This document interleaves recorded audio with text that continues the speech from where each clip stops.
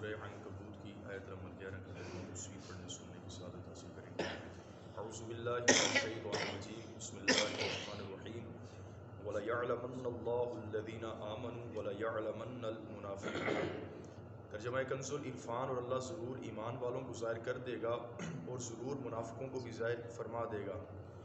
ارشاد فرمایا، اللہ تعالیٰ ضرور ان لوگوں کو ظاہر کر دے گا جو صدق اور اخلاص کے ساتھ ایمان لائے اور آزمائش و مصیبت میں اپنے ایمان اور اسلام پر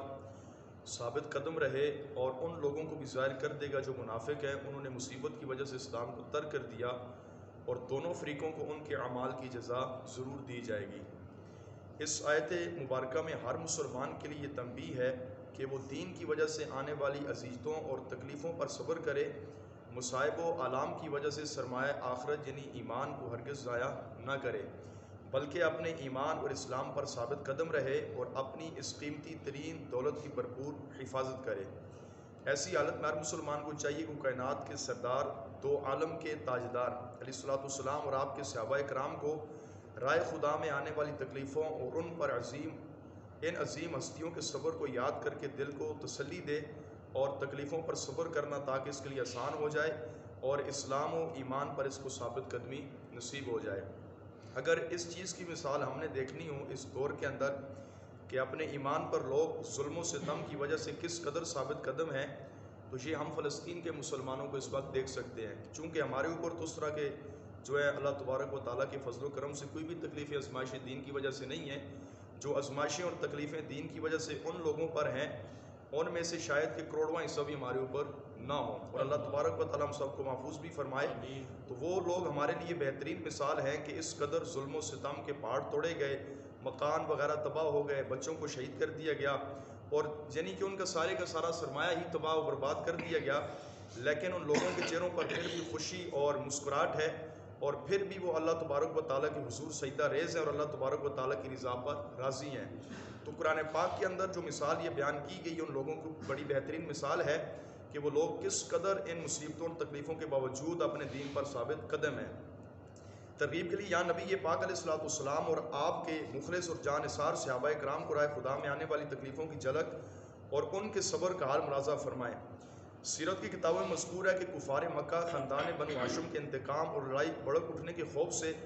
نبی پاک صلی اللہ تعالیٰ علیہ وآلہ وسلم کو قتل تو نہیں کر سکتے تھے، لیکن طرح طرح کی تکلیفوں اور ایذا رسانیوں سے آپ علیہ الصلوۃ والسلام پر ظلم و ستم کے پہاڑ توڑے گئے۔ چنانچہ یہ لوگ رحمت عالم صلی اللہ تعالیٰ علیہ وسلم کے کاہن، جادوگر، شاعر اور مجنون ہونے کا ہر کوچہ و بازار میں جو ہے پروپیگنڈا کرتے تھے اور صدائیں لگاتے تھے کہ نعوذ باللہ محمد کائن و جادوگر ہے۔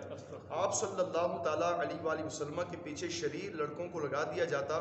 جو میرے آقا صلی اللہ تعالیٰ علیہ وآلہ وسلم کے رستوں کے اندر بیٹھ جاتے، نبی پاک صلی اللہ تعالیٰ علیہ وسلم کو گالیاں دیتے،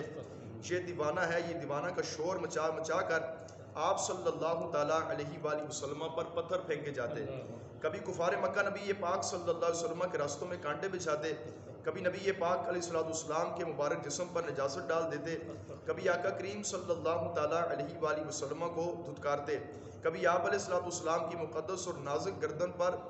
چادر کا پھندا ڈال کر گلا گھونٹنے کی کوشش کرتے، کبھی نبی پاک صلی اللہ تعالیٰ علیہ وآلہ وسلم قرآن شریف کی تلاوت فرماتے۔ یہ کفار قرآن اور قرآن یاد دلانے والے نبی صلی اللہ تعالیٰ علیہ وآلہ وسلم کی مبارک زبان آپ علیہ الصلوۃ والسلام پر کانٹے بچھاتے، میرے نبی پاک صلی اللہ تعالیٰ علیہ وسلم کی مبارک گردن پر اونٹ کی اوجری ڈال دیتے، طرح طرح سے میرے محبوب صلی اللہ تعالیٰ علیہ وآلہ وسلم کو ستاتے، لیکن میرے آقا صلی اللہ تعالیٰ علیہ وآلہ وسلم کی بارگاہ میں جبریل امین حاضر ہوتے، عرض کرتے یا نبی اللہ اگر آپ حکم ارشاد فرمائیں تو ان لوگوں پر ہم مکے کے پہاڑوں کو الٹ دیتے ہیں، لیکن میرے آقا صلی اللہ تعالیٰ علیہ وسلم فرماتے جبریل میں رحمت للعالمین ہوں، میں ان کی نسلوں کے اندر مسلمانوں کو دیکھ رہا ہوں، ان کی نسلوں میں کچھ ایسے لوگ پیدا ہوں گے جن کی وجہ سے اللہ تبارک و تعالیٰ میرے دین کو ترقیاں اور عروج عطا فرمائے گا۔ ایک مرتبہ نبی پاک صلی اللہ تعالیٰ علیہ وآلہ وسلم ایک بازار میں اسلام کی دعوت دینے کے لیے چلے گئے، لوگوں کو آپ علیہ الصلوۃ والسلام نے کلمہ حق کی دعوت دی تو ابو جہل نبی پاک علیہ الصلوۃ والسلام پر دوڑتا ہوا آیا اور کہتا تھا کہ یا لوگوں اس محمد کے قریب مت جانا، یہ تم لوگوں کو عزا و لات کی عبادت چھوڑنے کا کہتا ہے. اور اسی طرح نبی پاک صلی اللہ تعالی علیہ وسلم کو طرح طرح سے یہ تکلیفیں دیتا. اسی طرح ابو لہب اور اس کی بیوی جس قدر ہو سکا میرے آقا صلی اللہ تعالی علیہ وسلم کو ستانے کی بھرپور کوشش کرتے، اور اللہ تبارک و تعالی جل شانہ نے اپنے پیارے حبیب صلی اللہ تعالی علیہ وسلم کی صبر کا صدقہ اسلام کو پوری دنیا کے اندر لہرایا. اسی طرح حضرات صحابہ کرام اور بالخصوص ابوبکر صدیق رضی اللہ تعالیٰ عنہ آپ کی ذات پر بھی کثیر ظلم و ستم کیے گئے. اسی طرح حضرت بلال حبشی رضی اللہ تعالیٰ عنہ آپ کو مکہ مکرمہ کی تپی ہوئی زمین پر لٹایا جاتا، آپ کے مبارک جسم پر گرم پتھروں کو رکھا جاتا اور ظلم و ستم آپ پر کیے جاتے کہ اے بلال کلمہ حق کو چھوڑ دو. حضرت سلیمان فارسی رضی اللہ تعالیٰ عنہ آپ پر بھی ظلم و ستم کے پہاڑ توڑے گئے. حضرت مصعب بن عمیر رضی اللہ تعالیٰ عنہ جن کو دیکھ کر نبی پاک صلی اللہ علیہ وسلم کی مبارک آنکھوں میں آنسو آئے، میرے آقا رو پڑے. فرمایا عمیر تو نے میرے دین کی خاطر کتنی تکلیفیں برداشت کی ہیں، اور فرمایا اللہ جنت کے اندر عمیر کو میرے ساتھ رکھنا. تو پیارے اسلامی بھائیو، یہ صحابہ کرام نبی پاک صلی اللہ علیہ وسلم پر کثیر ظلم و ستم کے پہاڑ توڑے گئے، لیکن مکہ کے اندر میرے آقا صلی اللہ علیہ وسلم نے فرمایا